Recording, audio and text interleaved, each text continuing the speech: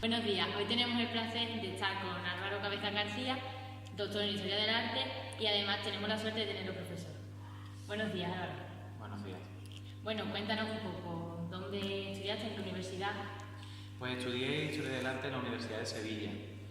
En el año 2002 empecé y terminé en 2007. Y posteriormente empecé en la Universidad Pablo Olavide a hacer los cursos de posgrado, de doctorado, donde me llevé hasta el año 2012.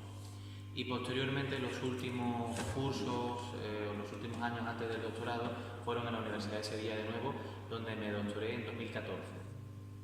¿Y cuántos años llevas dedicándote a la docencia? Pues a la docencia llevo dedicándome poco tiempo porque casi siempre he estado estudiando, así que hasta que empecé a trabajar pasó bastante tiempo. Quizá llevo desde el año 2016, 2 años y medio como mucho. ¿Por qué elegiste Historia del Arte? Pues elegí Historia del Arte porque a mí siempre me gustó la historia en general. Lo que pasa que es verdad que cuando se llega a un nivel de profundidad donde solamente es pensamiento, datos, etcétera, pensé que era necesario apoyarse siempre en algo para poder estudiarlo mejor, en algunos testimonios del pasado, materiales, algo físico. No solamente quería textos históricos, quería algo que se viese o que se visitase. Y entonces pues descubrí que la carrera de Historia del Arte podía darte eso, estudiar historia, pero con unos ingredientes más, mucho más placenteros, como pueden ser las obras de arte.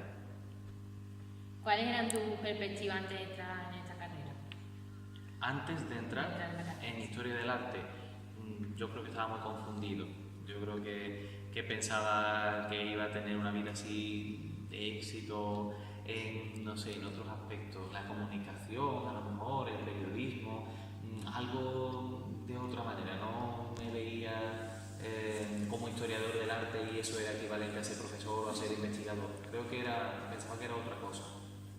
Entonces me sorprendió gratamente, porque no era lo que yo pensaba, era mejor de lo que yo pensaba. Dentro de tu especialidad, ¿qué es lo que más te apasiona? La historia de la pintura sobre todo. Algo también, por supuesto, de mentalidad, de fiesta y arquitectura efímera. Las celebraciones que se hacen en cada uno de los lugares cuando se producen las visitas de reyes, las procesiones, la decoración urbana, todo eso me interesa muchísimo, pero sobre todo, por encima de todo, el estudio de la pintura. ¿Qué fue lo más difícil para obtener el doctorado? Pues la verdad es que eso fueron muchísimas cosas. Yo lo pasé en algunos aspectos bastante mal. Primero con el asunto de los plazos, de que había que hacerlo en un plazo determinado. Y después con el asunto que suponía no tener ninguna ayuda económica por parte de la universidad o de alguna institución pública, ¿no? Una financiación, una beca de investigación o algo de eso. Yo lo hice con mis propios medios, trabajando y siempre buscándome un poco las habichuelas. Entonces, en ese sentido, quizás lo más duro fue el momento de escribir y asumir las correcciones del director de tesis, ¿no? Porque uno puede tener muchas ganas por escribir, pero después eso tiene que comprobarse, evaluarse, criticarse, discernirse, y entonces en ese sentido las correcciones que me hacía mi director de tesis eran muy duras. Yo a veces me la tomaba mejor, otras veces peor, pero creo que a la larga siempre fueron positivas. Después un aspecto también no duro, pero sí era caro, era el asunto de los viajes que tenía que hacer para ver aquellas obras de arte in situ, o a lo mejor pagarme una pequeña estancia en Madrid o en Londres para visitar los archivos que eran necesarios para mi tesis. Eso me encantaba hacerlo, pero es verdad que era una cosa muy cara, ¿no? Por lo que tenía que hacer sacrificios. Pero bueno, en general yo diría el asunto del agobio del tiempo y sobre todo el enfrentarse con las correcciones del director de tesis. ¿Qué le dirías a un chico o chica que desee cursar un máster o un doctorado? Lo animaría completamente porque yo creo en la excelencia académica. Es decir, los títulos no por títulos sirven, pero sí en cuanto a las capacidades que se dan para tener esos títulos, ¿no? Que hay que tener para tener esos títulos.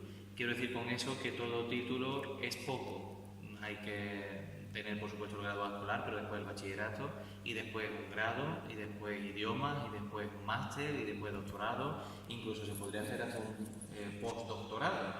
Pero creo que todo, como se suele decir, que el conocimiento no ocupa lugar, entonces cuanto más, mejor. Y sobre todo lo animaría a hacerlo porque, desgraciadamente, y así son las cosas, el mercado laboral difierne mucho entre el que tiene títulos y el que no tiene títulos. Y entonces, pues hoy, para tener un trabajo digno, un sueldo digno, un salario digno, es muy importante tener una preparación, una formación intelectual fuerte para poder desarrollarse en lo que a uno le echen, porque al fin y al cabo, aunque uno se especialice mucho en algo, tiene que tener la destreza de dedicarse a otras cosas, ¿no? Y así es cuando se puede buscar trabajo con un poquito de más éxito. ¿Qué opinas de la situación actual de los másteres? Pues la situación actual de los másteres es lamentable por la siguiente razón, por su proliferación. Cuando yo era estudiante de la carrera, tener un máster era algo bastante difícil. Solían ser organizados por instituciones privadas que iban a encaminar a ese estudiante a una destreza o un conocimiento concreto sobre algo. Y entonces le iban a enseñar algo muy concreto. Se decía que cuando se tenía un máster directamente se salía colocado, es decir, se salía teniendo incluso un contrato de trabajo, posibilidades de quedarse en ese trabajo donde se hiciesen las prácticas o en otro. Pero eso, desgraciadamente, a partir del año 2011, con la implantación del Plan Bolonia, es decir, el espacio europeo de educación superior, ha variado totalmente. Quiero decir con esto que esos másteres que en principio se daban como algo bastante costoso, yo no tengo ningún problema en decirlo que me costó mi máster, 3.000 euros. La verdad que para el año 2008-2009 era una cifra importante y sobre todo después cuando comenzó la crisis económica. Y entonces pues las universidades empezaron a implantarlo como algo obligatorio.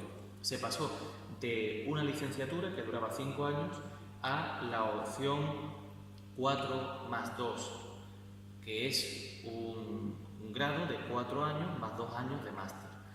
Y entonces lo que en principio podía suponerse que era positivo, que todo el mundo tuviese máster, ha acabado siendo una experiencia bastante negativa.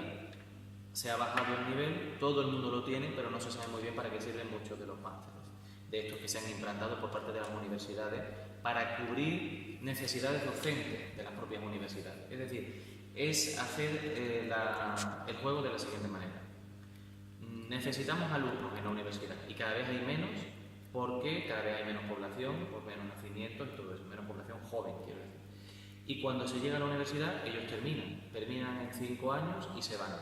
Pero si conseguimos que estén un poquito más, obligándoles a hacer un máster, la universidad se asegura tener trabajo durante más tiempo y más trabajo es más ingresos, porque estos másteres cuestan bastante dinero, ¿no? Y con eso pues evidentemente se da trabajo a mucha gente y todo eso, pero se ha hecho a costa de la calidad, de la excelencia académica, en mi opinión.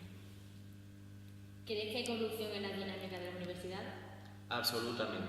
Es un sistema que deriva de la Edad Media, que deriva de una práctica de privilegios entre los que tenían una serie de estudios y los que no lo tenían.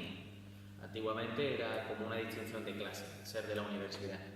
Eso, aunque hoy no es así, sí queda todavía como una práctica habitual en la mayoría de las universidades españolas. Nunca son delitos graves, ¿no?, de robar dinero o de hacer un plagio. Cuando se da la corrupción es a la hora de seleccionar al personal, que tiene siempre que ser seleccionado a partir de un perfil determinado muy concreto. Ese perfil no pasa por una, digamos, revisión de un estamento superior, sino que es la propia universidad lo que lo contrata. Y en ese sentido, a partir del año 1983 es cuando se dio este sistema. Antes era el sistema para mí ideal, un examen como de oposiciones, igual que hay en secundaria, pues para la universidad, que se hacía a nivel nacional en Madrid y ya en función de esa nota se distribuía a los profesores en las distintas universidades españolas. Hoy no es así, hoy es cada universidad la que contrata con sus propios criterios. ¿Esto que lleva consigo? La endogamia. Esto quiere decir que aquellos estudiantes que se han criado en esa universidad tienen el perfil más adecuado para seguir desempeñando como profesores en esa universidad. Y entonces hay poca universidad. Universidad es salir, entrar, conocer gente y por supuesto que unos de fuera vengan aquí y los de aquí se vayan afuera y hacer un auténtico intercambio para que enriquezca culturalmente todo. Eso hoy desgraciadamente es prácticamente imposible.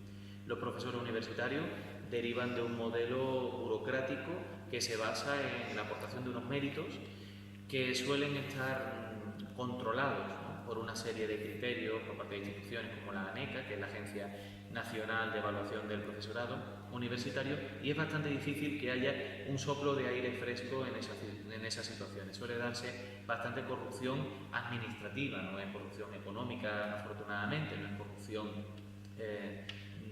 de otro tipo, ¿no?, mucho más grave, sino corrupción administrativa, que es la que se suele dar. Y por último, ¿crees que la imagen actual de la universidad podría afectarnos a nosotros en el futuro? No tengo ni idea, no sé qué decirte, ¿eh? Yo espero que no, claro, o sea, en principio no tiene por qué ser nada negativo.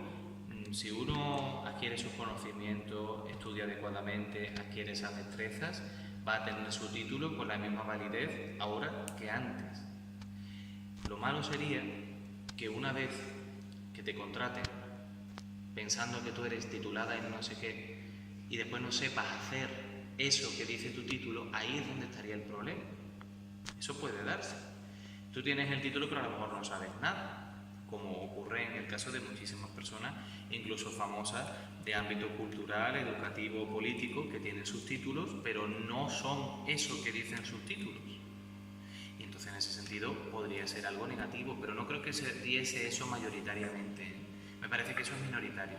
La mayoría de las personas hacen su carrera, su universidad, y lo hacen bien, y después son capaces de desarrollar ese desempeño que se les requiera. Pero solamente algunos, que a lo mejor pueden aprovecharse de la situación, la titulitis y todo eso, entonces cuando muestran esas carencias. Pero esas personas que suelen mostrar esas carencias no se dedican a esos cometidos, porque saben que fallarían rápidamente. Entonces, no creo que tenga que afectar esta mala imagen que se está llevando a la universidad actual por parte de una minoría, no creo que tenga que afectar al conjunto de la población, al revés. Es algo súper necesario, es algo sustancial en la formación de una persona y es algo que seguirá vigente, creo yo, durante muchísimos años. Vale, muchas gracias, Roberto. Nada, a vosotras.